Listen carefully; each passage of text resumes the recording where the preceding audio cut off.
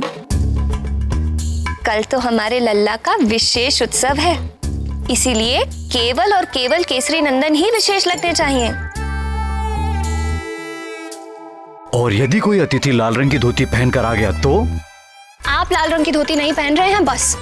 और हाँ, आपने अपने विवाह में जो धोती पहनी थी वो आप पर बहुत जचती है। आप चाहे तो। मैं लाल रंग की धोती ही पहनूंगा बस। आप लाल धोती नहीं पहनेंगे, नहीं पहनेंगे, नहीं पहनेंगे। मैं केवल लाल रंग की धोती ही पहनूंगा, लाल रंग की।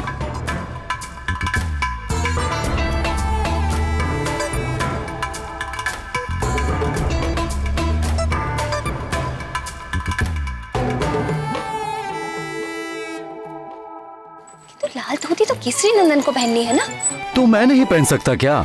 नहीं, कल उनका विशेष उत्सव है।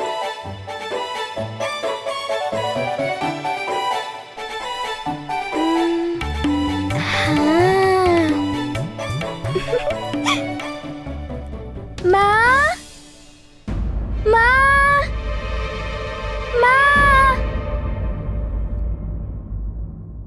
राम भक्त महाबली हनुमान को जानना हो तो चैनल को सब्सक्राइब करें और बेल आइकॉन दबाना न भूलें।